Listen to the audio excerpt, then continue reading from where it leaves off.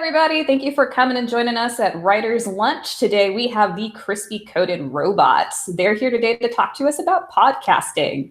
So we have a jack of all trades, Mr. George Padgett, and then we have the incomparable Jim Beazy. Guys, why don't you go ahead and introduce yourself? Give us a little bit of info about your backgrounds. You first, George. Go ahead. I want to hear about your background. Thanks, Jim. So Jim and I, we've been friends for over 35 years. We went to high school together. We were in an 80s band together, actually back in the 80s, so it wasn't as cool. Now you're in an 80s band. Oh, that's awesome. No, we weren't awesome. Jim went off to art school, or I went off to art school, sorry. Jim went off into radio. And I've always been a fan of the arts and film and music and literature and everything. The ability to kind of present something from nothing and to an audience and connect with them regardless of whatever media that was. So when I was in art school making ads to convince somebody to buy a certain tennis shoe, or composing a musical stage play about a drowning kid or whatever, it's always the same. So I Wait a minute. Musical stage play about a drowning kid is the same thing as copywriting. It is communicating, yeah. But so I've got a degree in visual communications, musician, jazz pianist. I've written a few novels, sci-fi novels. Wrote a musical about a drowning kid. Yeah, big hit there. But it's no matter what it is, whether it's painting or whatever, it's always about making that connection for me. So, Jim, we actually have a screenwriter in our presence. I'm going to steal some of your thunder. So far, a failed screenwriter, but we do have a screenwriter. I've been writing since I got into radio. One of my bosses was like, "Hey, I write scripts," and I thought, "Oh, this will be a good fallback." And I started writing about 30 years ago. I'm just finished about 30 years on the radio here in Houston at 97 on the Box hip hop station. I know I look like the face of hip hop right now. But yeah, so I've been writing ever since, and it's been nice to actually hook up with George's work with him, because I have the privilege of just bugging him about my writing as we're working on this podcast together. But I've written about over 10 scripts, some with partners, some by myself. Had one option that was in about 2005, 15 years ago, went through development. And originally it was supposed to be sold to this new hot actress from this show that was just starting called Lost, Evangeline Lilly. And the producer thought, wow, this female-led thriller will be perfect for her. This will sell in a minute. And here we are, 15 years after the fact. And you did have a short film made. Yes, we did. Yeah, but I'm getting there, George. But the whole thing there was interesting to have actually be paid to, at least to rent my script for a little bit in the option process. We made a short film in 2006, 7. Finally released it in 2008, called Soul Searching. It won a couple awards. The fun thing there was we were able to go to a couple film festivals and be treated like kings. We actually opened up the San Antonio Film Festival opening night in front of an actual documentary on Crawford, Texas, which was kind of cool. They could have slated us Saturday morning at 10 a.m., but they gave us a good slot. And went to Lafayette Film Festival. Very interesting experience, too. To actually make the film, though, made me realize I really don't want to be a producer, because it's not the creative process. It's like, hey, who's getting the tacos tonight? That whole, it was like, who's doing craft services? It's weird. The crew here in Houston was like, they adhere to Hollywood rules. Like it's 11 o'clock. We're 3 hours away from our snack. We got to get our snack. We have been working for 3 hours straight. So interesting experience, but still writing, still trying. I went to Hollywood last November. Got a couple good meetings for my TV show that I'm writing about the first phase of The Box, which was interesting. Got up to one big office and I thought that was my big break, but they said no at the final minute. So still going. But there's my writer's story, and I will persevere. I can't be stopped. Well, that's super cool. So I know that you guys knew each other when you were younger, and now you've gone on to Hollywood and come back, and George is doing all this stuff. How did you guys come up with this zany idea in the first place for the crispy coated robots? I think I was actually, I like the word crispy coated because I wanted to do a podcast, and it's not like Kentucky Fried Movie. It was going to be kind of a satire podcast, and I said I hit George because he's always great with his opinion. I said, "What do you think about the crispy coated podcast? Kind of like Kentucky Fried Movie." And George thought, it sounds like a cooking podcast. And I thought he's exactly right. People be looking for recipes, and I was talking about food, and we're talking about dumb stuff. So George said, "You need some inanimate object like robots." And I thought, okay, that's cool, like crispy coated robots. So we brainstormed for another 30 minutes and couldn't think of that other object. Yeah, some of the other things were horseshoe. I remember drawbridge. None of them were good. And not that crispy coated robots is good, but it was better than all the other ones. So I came back and I said to George, I said, "Matt, you know what? I'm kind of feeling this robot thing." And then George, being the science fiction writer he was, he comes back with a 3-page backstory of how we're the crispy coated robots, and it was great. And I was like, "We got to do this." That's awesome. So for those who haven't listened to the show, a lot of that backstory is described very succinctly in like the 30-second beginning of every single podcast. But because we're here with writers, give us it straight. What is the backstory? What's the premise of your show? But just make sure you take more than 30 seconds because we'd love to hear all of it. So the show, it's part nostalgia and trivia, part debate and review, 100% irrelevant. So when Jim told me this idea, he said, I want to do things, I want to review kind of inane things, like the best house cleaning product or whatever. But we were going back and forth in text. We were texting back and forth for about an hour, and Jim and I, we're kind of, it's nice. For a long time we've been supporters of each other's projects, whether we were together or not. So we developed this kind of shorthand where I'll call him up for an idea, hey, what do you think of this? Or he'll call me up, and it's kind of this judgment-free zone that allows us to, whatever stupid idea that we have, it's given the same gravity of if it was something more conventional. So he writes me and says, hey, what do you think of this name? Not, hey, do you want to be on this thing? But when he starts telling me about it, he gives me a couple of examples of what he wants to do. I misunderstood and thought, oh, that's brilliant. You're wanting to do the best Beatles album and best breakfast cereals and talk about a top 10 list for both of those. That's ingenious. And I didn't realize that wasn't what he was saying at all. We didn't find out until we were about to record one session many months later. He was like, that was really cool how you combined those. And I'm like, what are you talking about? And I showed him the text, and it's like, oh, there should have been a comma there, But what we do is we are from the future, okay, in case y'all didn't know. And we've been sent back to this time from the period of after the nuclear war that's coming, sent back to I think I see heads shaking. But we've been sent back as a research team. We were sent back many, many years ago. We were told to embed ourselves in the culture of the late 20th century, 21st century, and gather facts. And so every week we're taking these facts in a kind of a top 5 list and sending them to the future via these. We can't communicate with the future, but they send thermal faxes back to us requesting what are the top 5 Gilligan's Island episodes. And then Jim and I, he has his 5, I have my 5, and we have to narrow it down to where only 5 can go in that capsule. So that's where the fun comes in, because we're debating, what the worst insect is or whatever ridiculous stuff. One of my favorite episodes, we're debating hats. What is the best hat?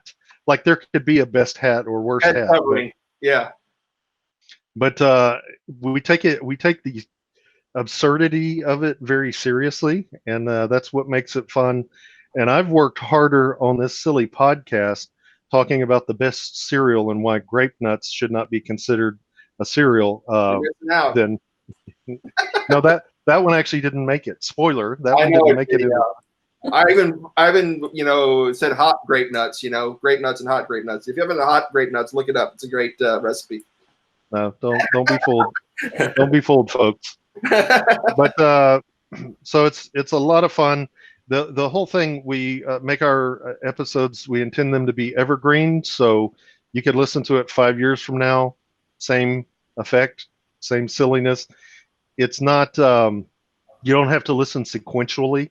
You just find a topic that you're interested in. Oh, wow, best Dustin Hoffman roles.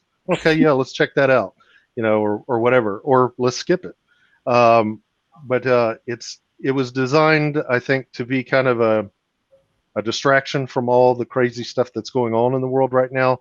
Here's 30 or 45 minutes of no talk about COVID, no talk about politics, no talk about anything relevant. But hey, remember that Scooby-Doo episode where they went on the roller coaster? That's what's important. So, Jim, it sounds like you had a totally different idea for this. And then George misunderstood what she said, and he's like, "Hey, I'm going off in this wacky direction." Like, yeah, how did you? You're like, "Whoa!" It's a beautiful accident. Everything was beautiful, and you could see we both kept the text strain going back and forth. It all kind of came together in like about 40 minutes of texting back and forth, and you see kind of like the thinking process of how George interpreted it and how I did, and how it all came together in a beautiful way. And it's weird too, because when we started doing the episodes, format started coming together. We're like, hey, George said, let's do an intermission in the middle. So it ended up being like, we do 3, take a break, do the next 3. And it was around 30 to 40 minutes. It was perfect. And we get, sometimes we go a little bit longer, but the format took shape too. So it was all kind of a beautiful accident, Nice. Let's talk a little bit about like actually making the shows, because you guys have these zany ideas, and you also have these running gags that sometimes you don't realize that's a running gag until like the 3rd episode you listen to. But like, how did you guys come up with these, and then how do you come up with your topics every single week? So early on, so in that text, Jim says, "I want you to be a part of this," and so I gave him a list of demands. And it literally was, I will do the show if. So it felt very Dada-esque, very absurd and everything. So I said, every show, let's have a guest, kind of a B or C list guest, but they never show up for some reason. I said, that's one of my demands. I will do this show if you promise to do that. And let's do an intermission. Every show has like a 1.5-minute intermission, but the intermission is like the sound of a dishwasher or the sound of we've got one intermission, it's just some guy hammering stuff. I mean, not like musically, just he's just building something, I don't even know what, or ducks quacking or something. So he agreed to my absurdist demands, so I was happy. Yeah, so I mean, like I said, it all kind of came together. I think the gags have gotten more intricate with the guests not showing up. Before, it was just like they would text us midway through and say they couldn't make it. An upcoming episode, or it's the episode that was just released, we have Wayne Knight of Seinfeld, who played Newman, and we have, this whole show, he's coming, and then we have these crazy texts that we find out somebody is scamming us. They want $50 Cash App. They want $100 Cash App, as the show goes forward. So we've come up with intricate ways of having them not show up now. Before, first 3 episodes, it was like, oh, we got a text, they're not coming, but we're trying to stretch on that. we did have one show up. Yeah, remember? Talk about that, George. So his name escapes me, but he is a mime from Cirque du Soleil, and he did make it to the studio, and but he didn't speak. Yeah. But we describe what he's doing. Oh, he's trying to high five me. Oh no, wait, he's trapped in a box. Sorry, the whole rope thing. Yeah. We did that. Yeah. Very stupid. So if you're listening, if you're going to listen for a guest, you're going to be disappointed. Or you'll figure it out. You'll have to take some time. As far as the content for each episode, it's kind of like it's kind of been for what we want to talk about. Like I told George, I said, an upcoming episode we have, I said, everybody knows the one movie quote, but I wanted to do a show on second lines. He's like, please explain. I'm like, that line in the movie that you pick up on that maybe no one else has that kind of has stuck with you. So we did a whole show on that, and I thought it turned out well. It could be as broad as Gilligan's Island episodes, but upcoming brainstorming sessions, we've kind of come up with some things we really think that maybe people need to kind of re-examine or relook at, you know. So or not. So both of you guys actually have, you know, years and years of working in professional either radio or audio or, you know, production, basically. So things may be coming together organically in a way for y'all that they wouldn't for a noob. So kind of walk us through the process of, you know, the genesis of your creation of the idea to the actual like finished product going out on your website or on the you know, the podcasting site. Well, I'll start that. So we do recognize that this is supposed to be entertainment. And since we're not really delivering any relevant content, then we better be good. We've got to dial up the entertainment aspect of it.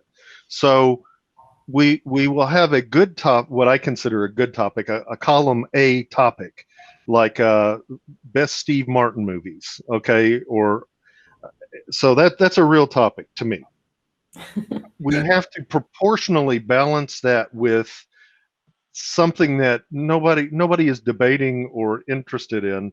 Like what was the, let me see, what did we do on the opposite of that? That was best desserts. Yeah. You know, and so we're debating, you know, the best dessert. So we always try to have a proportionate, equally uninteresting thing to see, you know, because we don't want to do two good topics at the same time. But usually it starts off like recently. Well, let me just go. Jim will text me something, and then I'll counter it. Like, let me see here. I'm actually going to. Like for instance, well, I mean, I just saw the What We Do in the Shadows, and I hit George and said I want to do best mockumentary, and something like that. So I'll just hit him like that, or I'll see that I saw the Dolomite movie. I said I want to do best Eddie Murphy movies, and I want to do something, you know, something else with that. So those are on the upcoming slate. You know, it's almost kind of like what, you know, oh, that was great, I want to talk about that, and you know, here's a way. Oh, you know? Jim, what is the counter to best Eddie Murphy roles? Do you remember? What was the I think you texted it's me. Best canned food. Oh yeah, that's right. So that's so what we do, we agree, and we will define, okay, we're not going to do this, or we're going to do this, or whatever. Like we had an episode recently, actually this week's episode, best talking animals. So like Babe the pig, we had to define, okay, their lips have to move. That's a criteria. So we will have these discussions about this is what you've got to have. It can't be, even though Jim kept trying to sneak in Dr. Zaius, which is not a talking animal. Okay. Moving. But then we don't talk about it until showtime, and he doesn't see my list, I don't see his. So when you hear the recording, when you hear the podcast, those are real interactions and real misunderstandings, or real, you know, like the best magazines. I still haven't gotten over, don't say what it was, but so that really cuts down there's very little editing that occurs, because you're really hearing these two knuckleheads talk about whatever we're talking about in real time. Now just to let you know the inside of the editing thing, there was a couple times where we, you know, we're just talking casually, and a couple like timely things will go in there, and I've marked it and just edited it out. I mean, but George is right. These shows have pretty much run straight from our feed. And the best canned foods happen too, because I was having corned beef hash during quarantine. I was like, boy, I haven't had this in a while. This is great. Of course, my family like smells in here. But I was like, were you watching Dolomite when you were eating the corned beef? But I had it with eggs, and I was like, man, I want to do a best canned food show, because this needs to be in there. That's why. That's how. I mean, there's no really science behind it, you know. So. One thing though, Shannon, that's been crazy about this that we didn't expect is everybody is apart from everybody right now. Okay, And I would like to say that Jim and I are geniuses. Jim might be, but that we are geniuses, and we thought, oh, this is a way we can unite people. But we just said, what are we interested in? And let's do this silly thing. Let's almost dare the audience not to listen to us, okay? Which so far that's working out pretty well. But what we learned is, people will write us in, and they will get very emphatic about, why isn't the Jetsons on the best Saturday morning cartoons episode? And what we realized by mistake or accident, not mistake, is that we have these common experiences as humans in America in this time, growing up around the same time, and that this is, in a weird way, uniting people. Like, oh yeah, I remember that board game. I haven't played that in years, and we're talking about it. So through no planned exercise, it's actually people are reaching out saying, yeah, I'm glad you talked about that. That's funny. Or that is not the best James Bond. You're wrong. And we welcome that too. It's like, well, get your own podcast. Do you have any tips for people on how to handle the adoring fans, or the people who are ready to knock out brawl with you over whether or not you got the right cereal? Well, since we're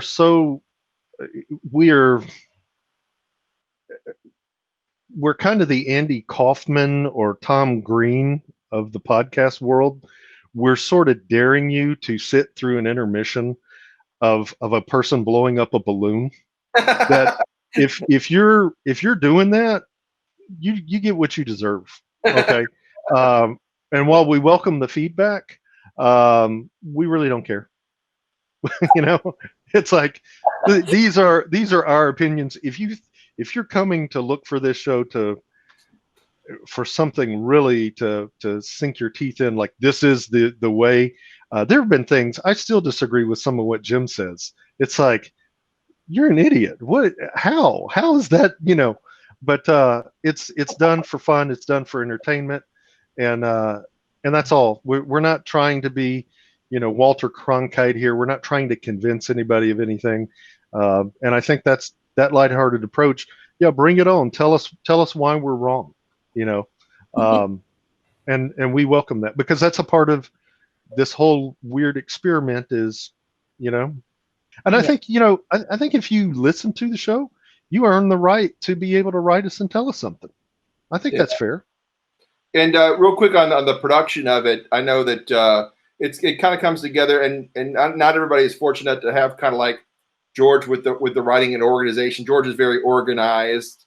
I am not as organized as George is, so he'll write the whole, this is what the schedule. We got shows lined up for a while now. But I will do the audio production, and it's good to have somebody who knows how to do that. I'll usually we'll record the raw feed, I'll process it, make it sound a little bit better, and then put the little music intro. It doesn't take long for us to produce a show and to get it up. So we already have like all of our shows lined up and ready to go each Tuesday. And I think that's the most important thing with the podcast too, is to be consistent. Absolutely. Is to make sure that people know that you have a new episode every single Tuesday. And George and I have delivered on that since we started. And I think it's important. Yeah, we're at 13 episodes. So we started right as the outbreak was coming up. So. Hey, sorry guys, my external mic has decided to crap out on me. Can you hear me? Yeah, now we can. Awesome. So considering I'm having tech, I have questions about your tech. So I thank you so much for going ahead and like letting us know about how you run through episodes like a whole bunch in one day. But what does it look like? I know you don't do a lot of editing, but you've got sound effects, you've got music. I'm sure there's an occasional curse word that you're like, well, got to cut this out. When you've got a background in it, but say you've got like somebody who's new, who's a writer that wants to get their stuff out there, what would you recommend they do as far as editing their own audio? I mean, it's I don't want to say it's not that hard. It's just mainly, it's definitely not a read a book type thing or read a manual how to do it. It's definitely like get a audio program and just tape yourself saying a sentence or something like, and take out the word and get used to that, or take out the word be, or just, it really is just kind of a hands-on thing. And the thing about audio production, I think Audacity might be free. I use Pro Tools only because it came with my interface for the computer. At the radio station I worked at, we used Adobe Audition, which came with the Adobe suite, and that's pretty easy too. Just a simple, I mean, if you worked a cassette player back in the day, it's kind of the same premise: play, record, and go. And it's a lot easier because back in the day when I started in radio, we were recorded on reel to reel, and we had to use razor blades and tape and stuff like that. So I'm glad we passed those days. But yeah, I would say just practice as much as you can. There's some free audio programs out there, and it is a hands-on thing. Don't read a manual and then go try to do it. It's not going to work. I've heard that Anchor, like a boat anchor, I've heard a lot of people are using that. Our friend Shannon Eric Haley, he uses Anchor for his podcast. So I think that as it's becoming more and more popular, I think there are more tools that are for, first timers, that they kind of, I guess you'd call them, like in the writing world, like wizards, little helps that, because at the end of the day, it's basically somebody talking into a mic, recording it, and then uploading it to some medium. The vendor that we've used for our uploads, which I'm really pleased with, I think they are really phenomenal, is a company called Buzzsprout. So buzzsprout.com. They give you some marketing things too you can do that George and I were playing around. You can take a clip, make a video clip, a 30-second clip of your podcast, and put it on social media. They have formats for Instagram stories, Facebook stories, and for regular Instagram and Facebook, where you can give them a 30-second taste of what you're doing and then put the link in there. But there's also, besides Buzzsprout, which I definitely, if you can edit your own stuff and do your own production, that's the best way to go. My friend Jay Mack, he uses a actual service here in Houston. They pay $60 a podcast, but they shoot a video of it, they edit it, and they put it out for you. So if you got the money, if you're rich, more power to you if you want somebody to do all that for you. But if you can do your own audio, this way it costs us $12 a month to put it up. So, and that's like 3 hours worth of material. Sometimes we have to pay a little extra because we get a little wordy talking, but I would never, cut the show for monetary purposes, because I think the shows are best when they're not cut. George might. It sounds like you guys have found a really awesome way to bootstrap. Just quick questions. You're talking about your cassette player and everything. Do you make your own special effects or sound effects, or are you getting those from a repository of some sort? So, go ahead. You got it. See, if this were the podcast, he wouldn't have a chance. So Jim and I are both recording musicians, as well as live performers. So all the music, we don't have to pay any royalty because it's our stuff. So like this weekend, we have a scene. This is a first for us. We're actually recording a scene where we're walking through the woods, which we don't usually. It always starts. It's in the studio, but this time we're walking to it. So I've got some recorded music that I wrote that's just kind of light and it's incidental music you'd see in a sitcom, basically, if they're switching scenes type thing. Exactly. So we've got that. We do that. I forgot the question. You have sound effects and music. Where does it come sound from? effects. Sound effects. Okay. So we make our own music. I got half of it. We make our own music. For sound effects, we do our own Foley stuff in the studio. So I have like a thing that, and then we also, there's some canned stuff, like the intermission stuff is ASMR recordings, which is hilarious, that the guy that I got hammering the nails. So first of all, it's free. I can use it. They license it. But that somebody finds that relaxing is the greatest thing in the world to me. That is relaxing. But we either make it or we we haven't paid for any sounds yet. And sound because effects, so much you can get for free. I mean, they're hard. Sound effects are usually hard for someone to track down and charge you for. But I would say, what are you encouraging here? No, I'm getting somewhere. I'm saying the best thing to do is keep it all self-contained and have your own music. If you are a musician, even if you play a couple guitar chords, best thing you can do is make sure everything is owned by you, so no one comes after you and takes down your podcast for any reason. George wrote the Lighting the Fuse theme. I do my bad Anthony Hopkins over the top of it when I do the narration. So that's pretty much what I was doing. When you listen to it next time, it's a bad impersonation of Anthony Hopkins. Is this terrible? I thought that was George. See how good I am? Okay. Hey, I did not know that was Anthony Hopkins until just a few seconds ago. Bad. I told you it was bad. It's wonderful, though. Yeah. Awesome. Search engines such as Google.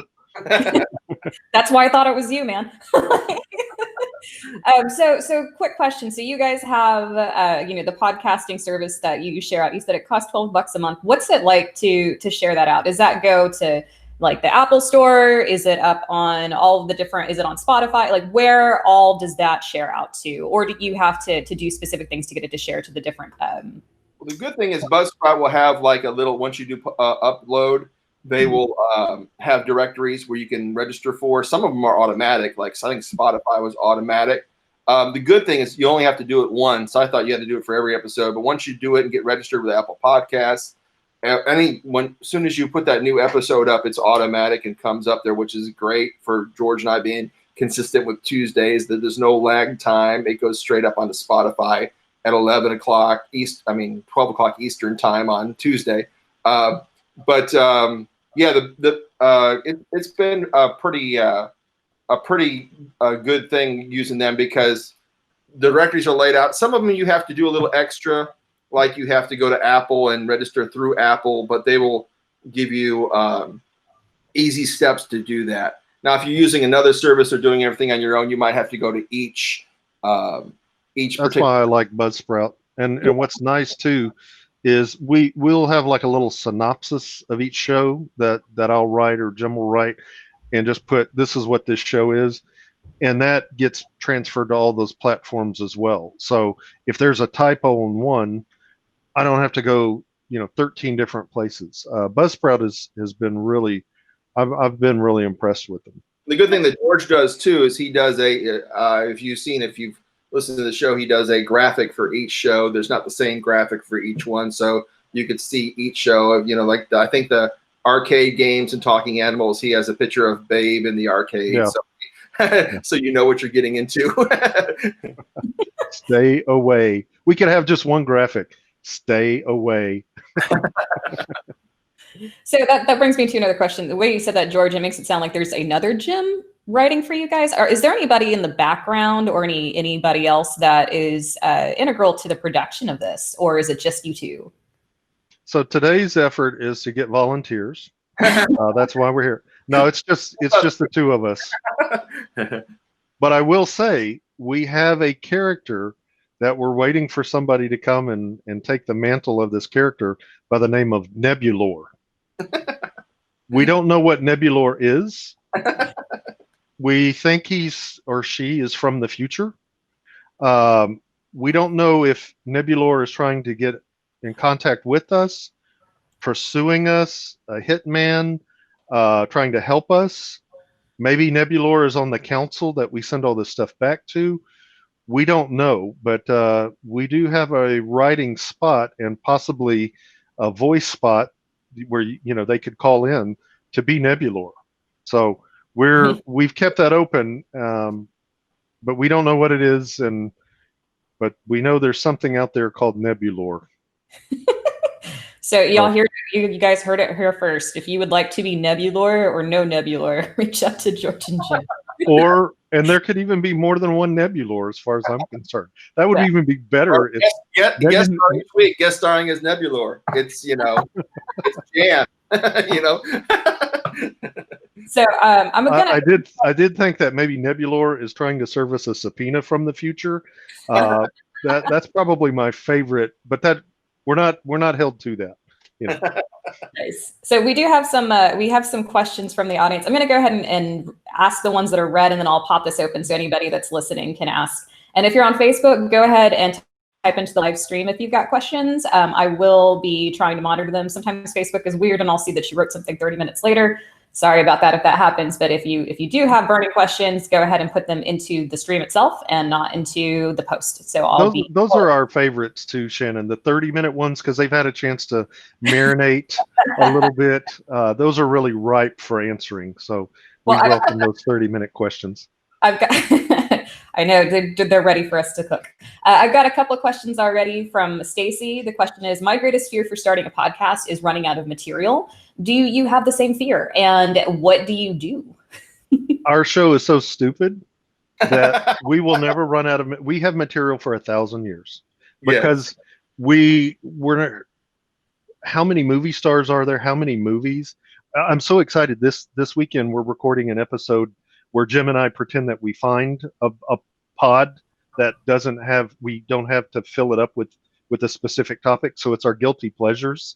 So we're just going to put whatever in and not have to debate. I know all 5 of my dumb things are going to make it in. So because of the nature of what we're doing, material is really, again, I would love to say, oh yeah, we planned this, but it just worked out that material is easy. You know, what are the best, we've got an episode coming up, what are the best trees? We're going to debate what's the best tree. That one. You know, so yeah, you know, no, oaks are the best trees. You know, so because it's so silly, and Jim and I there's some kind of brain damage that we share. We're never going to run out of anything. Honestly, the thing that I'm afraid that we're going to run out of is how we don't have the guests. How do we not? What's a reason this week that they didn't show up? Yeah, but one thing I advise the best thing to do to get a feel if you're starting a podcast is to do that first show. Maybe actually schedule an afternoon where you do a couple shows just to see what your chemistry is, and that can lead to more brainstorming and more show ideas. And also talk about something you're really passionate about. Yeah. George and I are passionate about this because if you think you could talk about quilting and you hate quilting, then you might not have a successful podcast. But I would say that you definitely need to find your niche. It is a very niche market. You know, that's where people thrive. And I think ours is kind of interesting the way the audience has been built. But do a couple shows. You know, just don't do one and say that was terrible, I give up. Schedule a couple shows and do them and find your voice, and that will lead to other shows. So I know Iggy is recording this. Iggy, I would like to strike what I said. Just take that little bit out because I like Jim's answer. That was a good answer, Jim. I want to play a little devil's advocate here, Jim. I know you've got years and years of radio experience. Did you ever run into any circumstances like that where you guys ran out of things to talk about, or you're like, I just don't want to talk about this today? And if so, how do you get over that hump of this becoming work instead of fun? Yeah, I did a daily morning show for about 29 years, and you have to make sure your content is engaging, especially these last 10 years, because content is king. And with Spotify and everybody can go listen to music other places, that they just didn't come to you for music. It was like, hey, you got to give us something special. So yeah, and you have to present it in a way no one else does. Everybody gets the same information every morning. You get the same stories, but if you have a voice, like that was a good thing that worked for our morning show, is when there was a hurricane or something, we built a community of people. And that's the same thing you do with a podcast. You build a community and you make that community kind of come to you and fill that void. Like we were able to give them information. I was able to do parody songs that people actually told me that helped them through the hurricane because I did an evacuation song or something goofy, just to ease the tension a little bit. So you do worry about that on a daily basis, but I don't think George and I will ever worry. But yes, it did happen when slow times. Now, things going on now, I think you got material for a good next month for sure. Everything going on now. But yeah, during slow times and peaceful times, you got to kind of do the relationship stuff and the human stuff. The human stuff, the evergreen stuff always works. So I just want to be clear. People did not know how to evacuate until they heard your parody song. Is that what you're saying? I think you saved lives It was a Webby song. It was a Webby song, and we, independent. We switched to Evacuate. So I'll post it later for everybody. I got a couple of I've got one more question over here in the comment section, at least one, and then I'll open it up for the people who are joining us inside the meet. So for people who are brand new and maybe don't have a ton of cash, do y'all have any recommendations for good and cheap or budget friendly, because I hate that term, good equipment, budget friendly, maybe under $100 in order to start this up?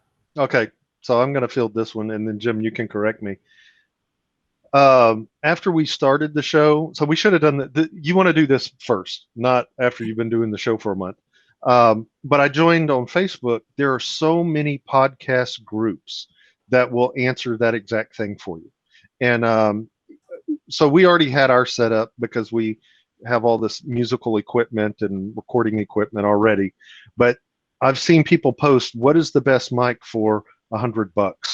Which I think is pretty expensive, $100 mic, but or what is the best this or that or whatever. So there's a community of people, all these little podcast groups that want to help you succeed, because we're not really in competition with each other.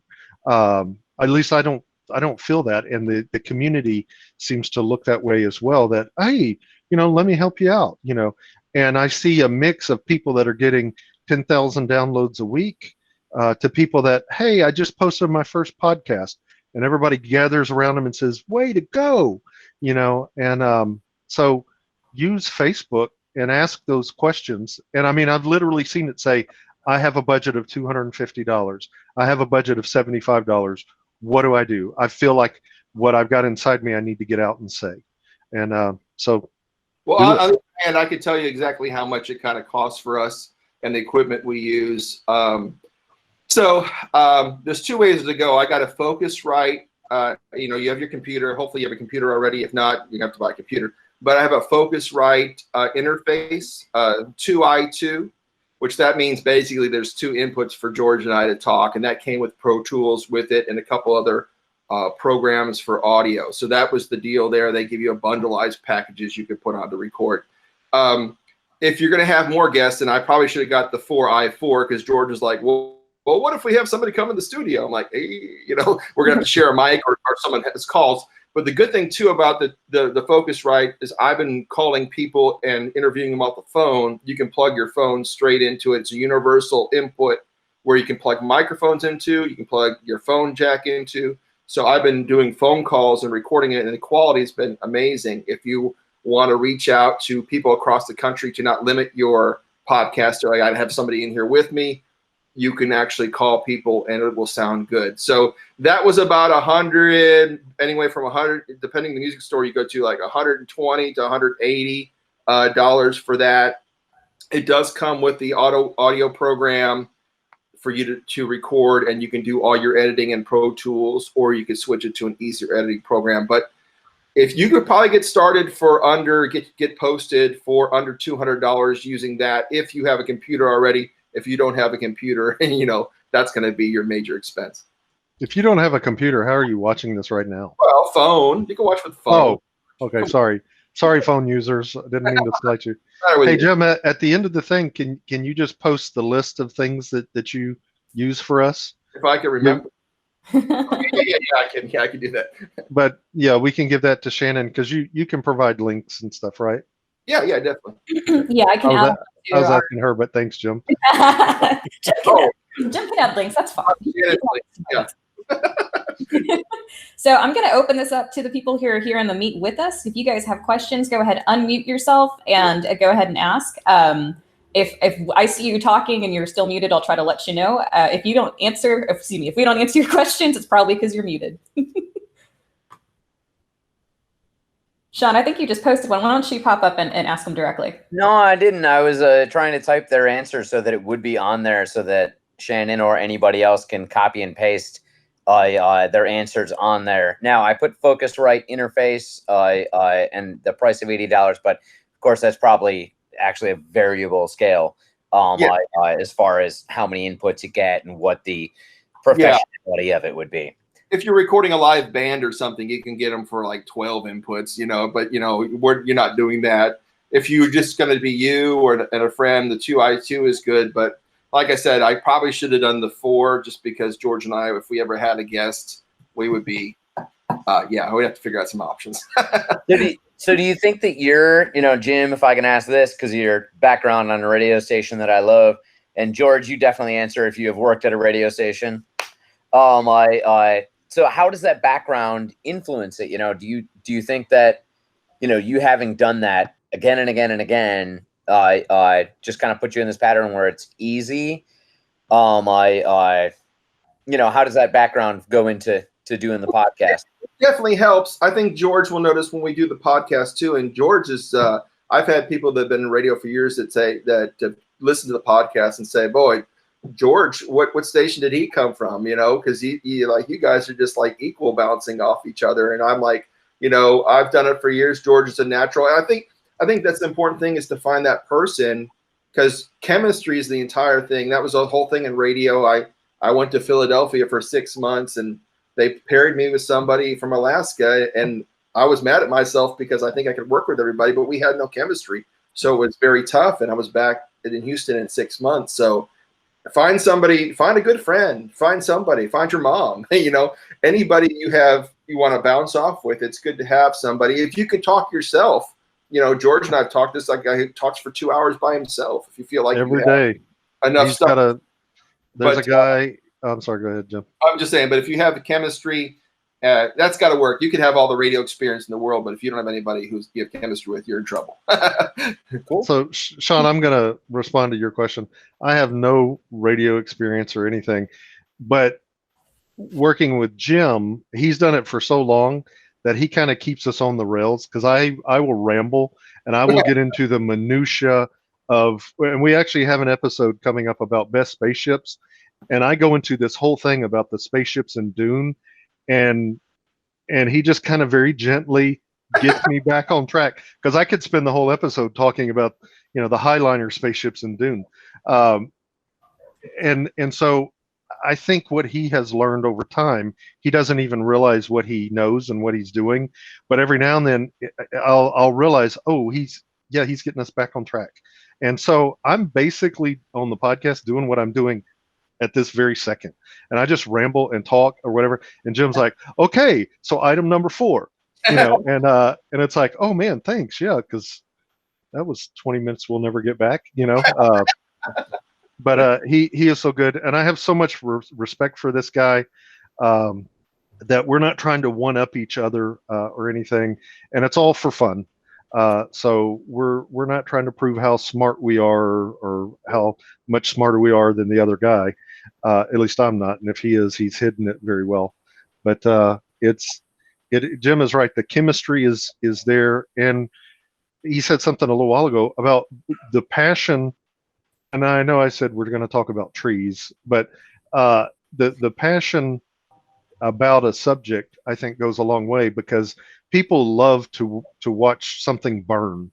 And if you're burning about talking about writing and talking about this genre, or hey y'all, I just read this book, let me tell you about it, if you're excited, that becomes contagious for your listener, for your audience. And even though they're not there with you, if you're not excited about it, they're not going to be excited about it, even if they are interested in the subject. So that passion, a good, if you have a partner or a group of people, a good working relationship with them is important. But and then it helps to have somebody that's been in morning radio for 3 decades. So if you can find a guy or gal that's been in morning radio for 30 years, I highly recommend it. So we actually have Paige who just showed up here, but she's been watching along on Facebook. And Paige, you had a question. I'm going to go ahead and let you ask that directly if you're able to unmute yourself. Hi, Paige. I might have some feedback of a sad kid. Is that all right? Yeah, just go ahead. Question in the. I love sad kids. Okay, I'll keep my finger on the mute button. I asked. First I asked you, Shannon, where you were streaming other than Facebook. I think for this one, this is the only place we're streaming today. Sometimes we do. Okay. Well, excuse me, I shouldn't say that. Some of the other things I do YouTube Live as well, but I don't think that our tech guy, AKA my husband, is doing that today. Okay, because you had mentioned other streams, and I was like, where else are they? And I was looking for you. Because Facebook doesn't work super well. We're so much better on YouTube. Gosh, we're so much better. I don't even know what that means. I asked George and Jim, why do you podcast? Go ahead, George. Well, we're trying to work off a parking ticket. The judge said we had so many hours of community service. No, first of all, Jim and I, we're in other projects together. We've got a musical project that we do. So I love hanging out with the guy, spending time with him, and invariably, a lot of our rehearsal time for other things, we get to talking about this Jerry Lewis movie or that or whatever. So this is a natural thing for us to do. We're just recording it after all these years. But the reason now more than ever is because, I'm not good at, I knew these guys that they were printing up masks, 3D printing masks and sewing masks. And man, that's wonderful. I can't do that. If you get a mask for me, you're in trouble. So, this was a thing. Hey, we're both silly, and that can be fun, and people say they like it. So let's do this and have a distraction for people. So and then we found, man, we really like this. This is kind of cool. And so all week long we're texting each other back topics like hey, what do you think about the best blah blah blah, as a topic and everything. So we enjoy it, and we do see some value. What's interesting is this silly podcast. We're in Europe. There's a guy we post at 11 o'clock Houston time every week, and there's a guy in France, I guess a guy or a gal in France that's our first listener. We get these stats back from Buzzsprout, and I'm like, what are they doing in France that they're listening to this?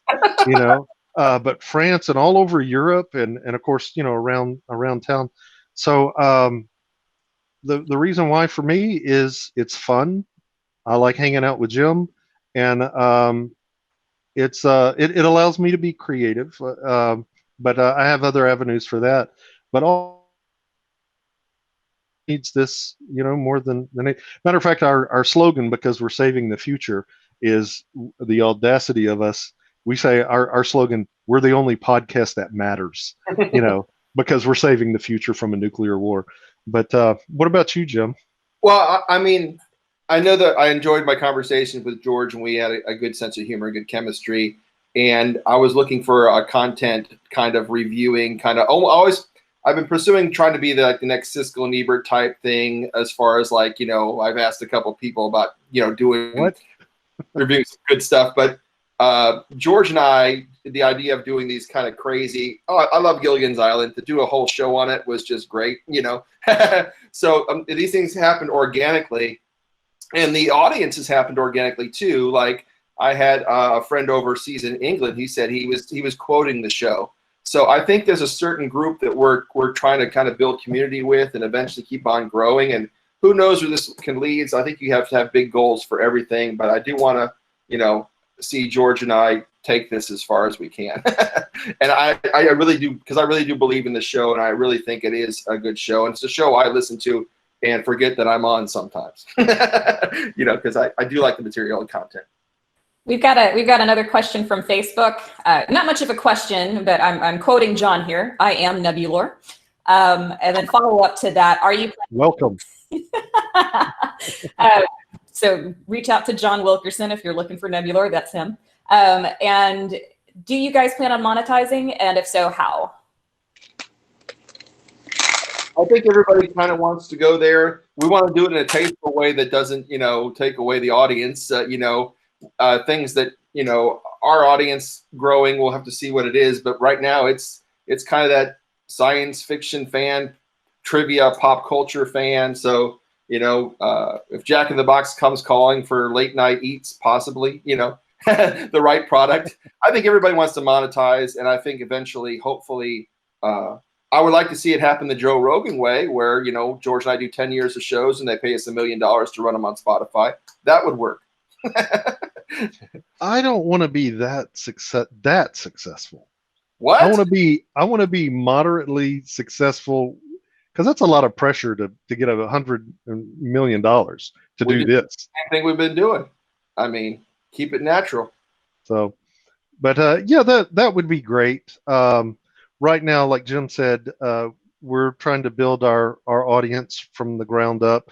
If you like Mystery Science 3000, if you like Monty Python, if you like just absurdist stuff, then we feel confident that once we get somebody, because you might get somebody that stumbles over there and they're like, best use of cowbell in a song.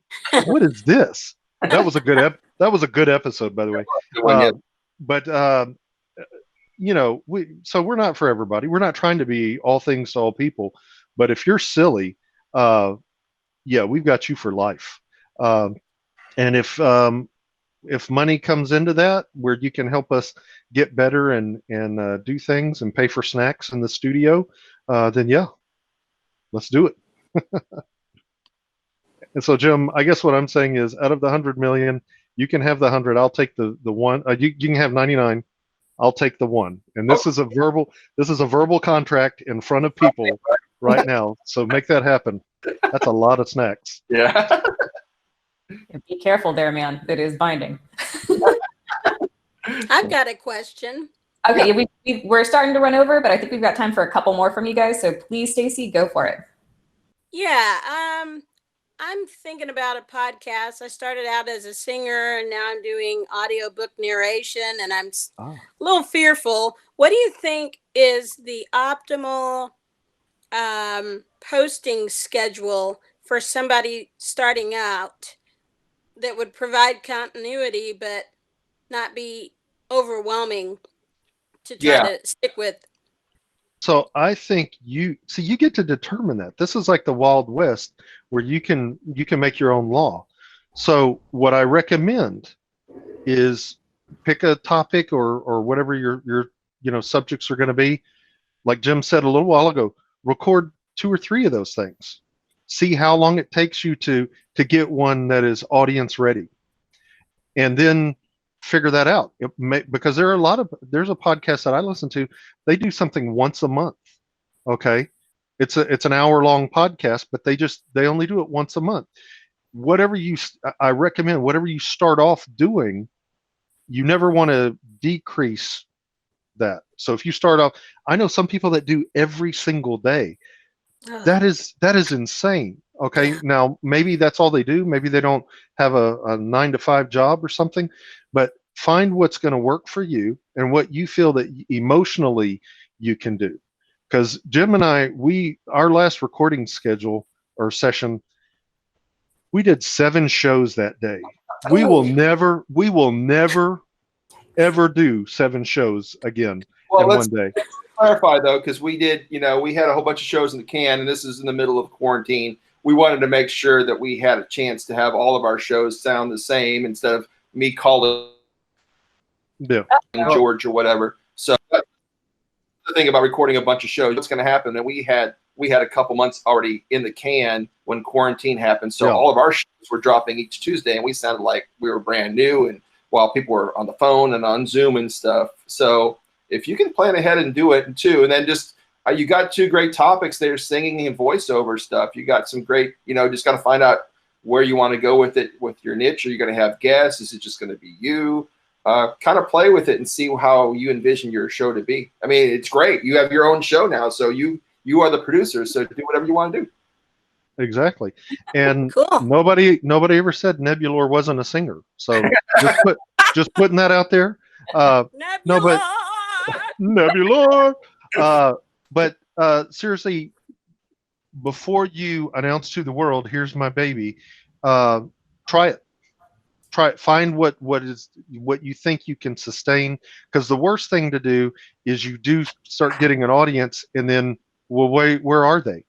What happened this week or this month or whatever? So slow growth is good growth. Okay.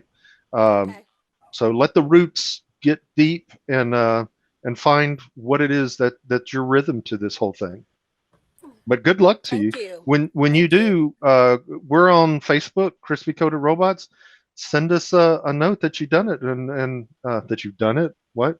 That you've and I'd love to check it out and support you. Fantastic. Thank you.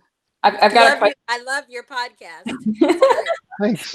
I've got a question for Stacy because I heard it, but it was kind of quiet. Can you belt out Nebulor one more time for me? Okay, everybody, wait. Everybody be quiet because Jim is going to get this as a sound bite. Wait.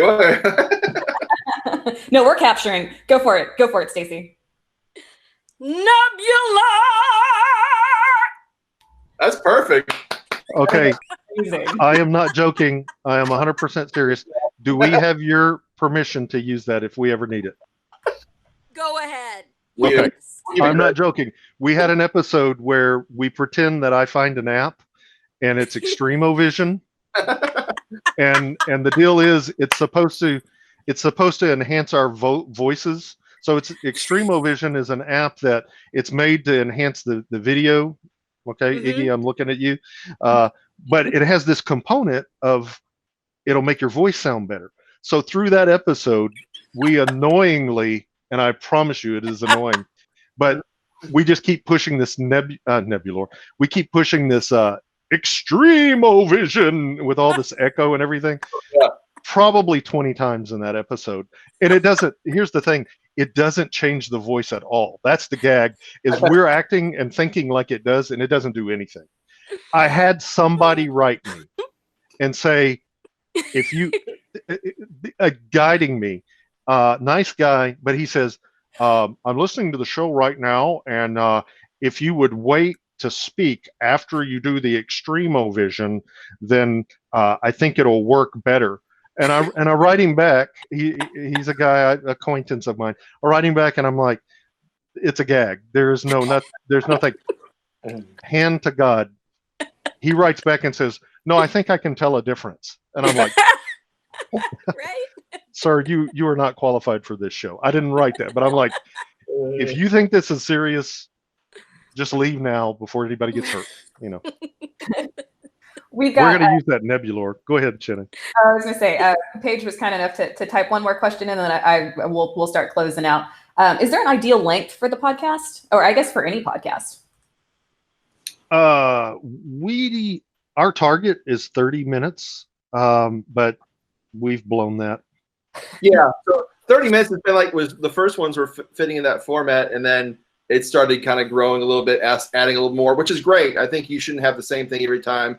George adding the Extremovision, us adding different things. That, I think, was our longest episode because we kept doing Extremovision.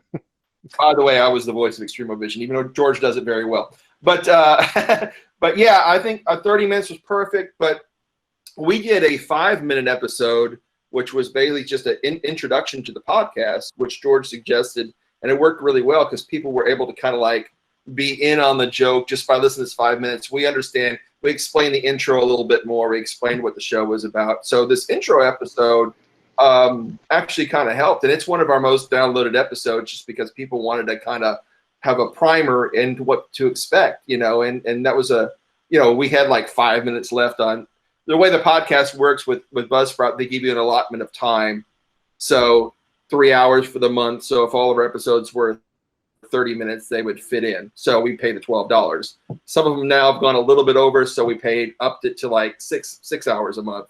So that's a little bit more. But that's how those podcast stuff work. They have a free 2-hour version, but that they will take your podcast off in 90 days. So if you want longevity, go with the $12 version. But there might be some other services that might be more beneficial than Buzzsprout to you, but it works for us. Nice. All right, guys, we're going to start shutting down just a little bit. Sean, why don't you unmute yourself and tell us what we'll be doing next week? Oh, shit. What are we doing next week? So we're going to do an episode on emotion in different genres. And we kind of want to examine how, if you're going for a certain vibe, if you're going for a certain tenor, what are ways that sentence length and word choice as well as structure I can really push it towards where you're at, because sometimes when you're writing something, you want to be able to amp it up a little bit more in terms of which direction you're going, and you want to know which eye to cry out of, or which side of your mouth to sneer out of, to make it more more punchy for sure. But yeah, doing the research on that, and we will see. And thank you so much to Paige for an idea for a topic. Absolutely. Yeah, and if you have a topic out there you want us to talk about, go ahead and let us know. We're at Houston Authors on Facebook, or you can join the Houston Independent Authors community.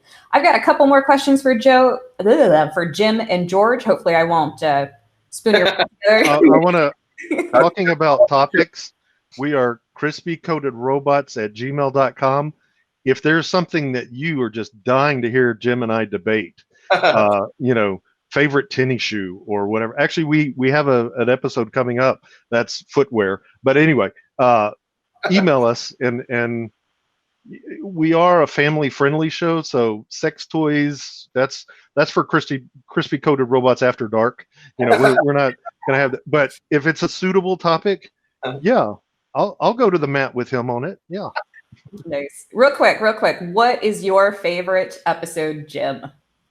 So far, I did like the Steve Martin episode, because that's kind of the guy that got me kind of into comedy. So be able to, it was kind of weird too, because George was, being all the dramatic Steve Martin, and mine were just the silly Steve Martin stuff. But I thought it was good, and I also loved the Gilligan's Island episode, just because I had been watching it recently, and I thought that might be good to expose it to a new audience, because people reference it, but I don't know if anybody's my kids haven't actually seen it. Those are my two favorites so far. How about you, George? Favorite episode? Yeah, still kind of waiting. My favorite has to be the best Beatles albums and breakfast cereal episode. Not because it was some great standout album, but that was the episode that was the third one that we recorded. And up until this point, it was kind of like, this kind of looks good on paper. It looks like it'll be fun. But there's a moment halfway through that I realize, this is going to work. The format kind of insulates and keeps us, on track. But there's this fraction of a second, I had this kind of transcendent experience, and I realized Jim and we are both Beatles music lovers. I taught myself how to play piano off of Beatles music, and here we are arguing about Cocoa Krispies or whatever it was, and having a blast doing it. So that, because of the surrounding, how I was like, we've got something bankable here. That was my favorite episode. It could have been any episode. Well, I George, that was your favorite because that was on your mom. Your mom actually had a great critique of it, saying, I don't know, you guys could talk about breakfast cereal so long and be so interesting. Yeah, that is true. She listened to that. Well, I go into the whole thing about how Cocoa Pebbles, it turns the milk into chocolate milk. And, so after you eat your cereal, you got a little, surprise that, it's stupid. All right. So if you haven't watched the podcast yet, or excuse me, listened to the podcast yet, look for Gilligan's Island, Steve Martin, and then the Serial / Beatles episodes. Those are the ones to get into. All right, guys. Extreme vision. Why don't you give us one more time how we can find you, both for your podcast, and then also if you have any external or other endeavors that you're in, let us know how to find those. Go ahead, George. Oh, okay. He makes me do this at the end of every show, and I never get it right. So we're on Facebook, crispycoatedrobots.com. That's the website. See, I already messed it up. So Facebook, Crispy Coated Robots, crispycoatedrobots.com, which we're about to launch our revised website. There's stuff out there now. You can find episodes. We're on anything that has a podcast, right, Jim? Yeah, pretty much now. It's kind of a weird situation. Once you get invited into the podcast directories, I'll look at the bottom on Buzzsprout. They're like, you've been now added to these directories because these directories accepted you already. So it's like, it's weird. I don't know how it happens, but it just, you get invited other places. So email is crispycoatedrobots at gmail.com, like I said before. For a small fee, $10, $15, if you call Jim and I, we will debate something for you on the phone in real time. So that hasn't paid out yet. Nobody's done that yet, but no. So I think that's it. Is there anywhere else that we are? If you ever want to get a hold of me, just by myself, it's just Jim Beazy everywhere. Jim. I see what's going on here. JIMBEAZY. That's my Gmail. That's my Facebook. That's my Instagram. All right. So sorry, George. You said I could talk about. Okay. Anyway, but thank you guys for inviting me in because being I guess a self-proclaimed writer myself, just to see a bunch of people actually doing it and getting together. George has told me about these writing groups, and I appreciate it. And I do. If you have a screenwriting episode coming up, not saying I'm successful, but please invite me just to ask questions of your expert, whoever comes in or whatever. But so how not to do it? Is that? Yeah, I'm the expert. I just want to watch. I want to get more tips so I can finally get it right. Oh, okay. Awesome. George, is there anywhere else we can find you individually for your music or your writing? No. I mean, I've got 3 published novels on Amazon. I'm George Wright Padgett. No, I think that's good enough. That's enough of me. Acclaimed science fiction author who went to Comic-Con and signed autographs and everything. So I'm trying to pump George. What's that? Yeah. Oh, yeah. I'm so famous. Yeah, buy all my books. Go ahead. I dare you. Well, if you want to get more news about what's coming up for the Crispy Coated Robots, you can find them on Facebook with updates at Crispy Coated Robots. I know that's super hard to find. And every week we do a little ad, like the day before or whatever, what this week's episode is. Like this Tuesday was classic video games and talking animals, like Jim said. So we sent out a little thing. Here's Babe the pig or whatever. Or no, I think it was a picture of Galaga with crispy coated robots in the spaceship or whatever. So if you want to, that way you don't, if you're not going to go to the site, Facebook, we'll send stuff to you if it's an episode you might be interested in. Yeah, and the link will be right there. The Buzzsprout link is great on Facebook. Yeah. That takes you to the actual episode, so you're good to go. Fantastic. Well, we're going to go ahead and let you guys go. Thank you so much for joining us today. I hope y'all had a great time. I know we did. And, thank you so much. Every one of you. It was really great. Bye, guys. Bye. Bye. Bye.